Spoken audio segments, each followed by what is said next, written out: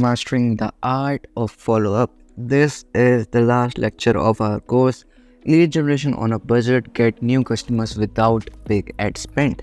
This course is free on YouTube, and if you want to watch it without any ads and with the premium quality like a good course experience, you can watch it on my community on NAS.io.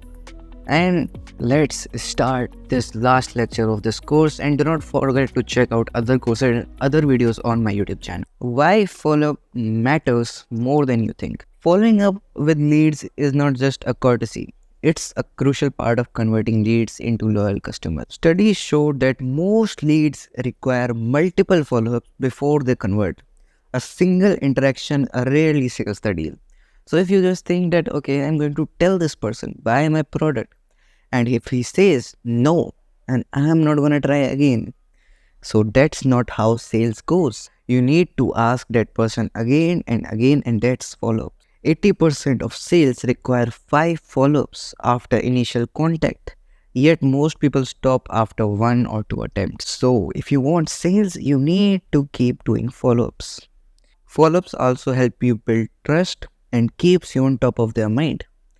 Consistent communication demonstrates reliability and professionalism, which helps building trust, and regular touch points prevent leads from forgetting you. It also helps in increasing conversion rates, which is obvious because nurturing leads through follow-ups boosts sales potential. Each touchpoint builds familiarity and trust, which are essential for conversions and keeping the customers on top of your mind. So, follow-up does everything. Now, creating a follow-up plan that works. A structured follow-up plan ensures your leads stay engaged without feeling overrun. So, here's an outline of basic 5 email sequence which you can also use, although you can change as per your business or product or whatever you are selling, and you can change this particularly to your needs. Email 1, thank the lead for their interest and deliver your lead magnet. Email 2, provide more value by sharing additional resources or insights related to their initial inquiry. Email 3, introduce your product, your service gently, focusing on how it aligns with their needs. And email 4, address any common questions or concerns. And email 5, provide a clear call to action if they are ready to take the next step. Here I have shown the 4 email plan and I have explained the 5 email plan. You can go with whichever you want, or you can create your own according to your business. Make sure each email has a purpose and leaves the lead feeling like they gained something of value. Personalization techniques. Personalization is not just a nice to have anymore. It is expected now. People are more likely to engage with messages that feel tailored to them. So you can use their name. Addressing leads by name is basic but impactful. Segment specific content. You can, for example, if you know a lead is interested in a specific product, then you can tailor your follow-ups accordingly, which is tailored content as well. Behavioral triggers, which is reference past interaction. So consider that if a lead clicks on an article about time management, follow up with more content on productivity. Even small touches like acknowledging their location or referencing past interaction can increase engagement. Look at for yourself. If someone recognizes something about your past interaction with the person, then you feel good, and it has nurturing the relationship and increasing engagement, providing value with each interaction. Each follow-up should give leads a reason to stay engaged. Whether it's a new tip, insight, or resource, it should not just be a marketing message. It should be a reason. Why would I even look at the email, even look at the follow-up? There must be a reason to keep me engaged. Consistently providing relevant, helpful content as the first thing you can do. Solving problems, sharing industry insights, and a lot of things you can do. Personalized recommendation or anything. Like, you can always ask yourself, how is this email adding value? If it doesn't, reframe it before sending. You can take a screenshot of this, how to handle objections. It's more of a sales thing. Just take a screenshot. If the objection is too expensive, not ready, using competitor, then you can use these approaches. Offering help, not hard sell. Again, the follow-up is part of sales. So some of the concepts you are seeing right now is of sales. So you need to understand a little bit of sales if you're an entrepreneur. Your follow-up approach should feel more like a helpful guide and feel less like a persistent salesperson. Although you are doing sales, but you should not be like a salesperson. You should be like you are helping out somebody.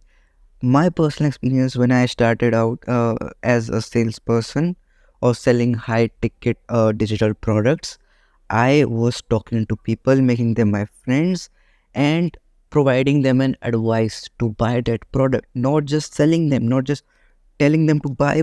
I was just telling them, okay, well, if you're facing this problem, well, you can consider buying this product. It helped many people and maybe it can help you as well. That's what I did, and that's what you need to do as well. Timing your call to action. Now, CTA is very important, call to action, but timing is everything. Knowing when to prompt the lead to take the next step is key. The CTA should match the engagement level. Early follow-ups may ask for simple actions like visiting a blog, while later emails may encourage scheduling a call. In starting, keep the CTA easy and low, while in later on you can increase the level. Offer a clear path forward, but do not push if they are not ready. There are three types of CTAs: soft CTAs, moderate CTAs, and strong CTAs. In the early stage, simple CTAs like subscribing to newsletter, downloading free guide, then increasing like attending webinar, free product demo, and then strong one like book consultation or start free trial. Measuring your follow-ups effectiveness. To refine your follow-up strategy, track the metrics that matters. Number reveals how effective each touchpoint is. Open rates indicate how compelling your subject lines are. Track percentage of recipients opening your emails. Open rate is the rate of people opening your.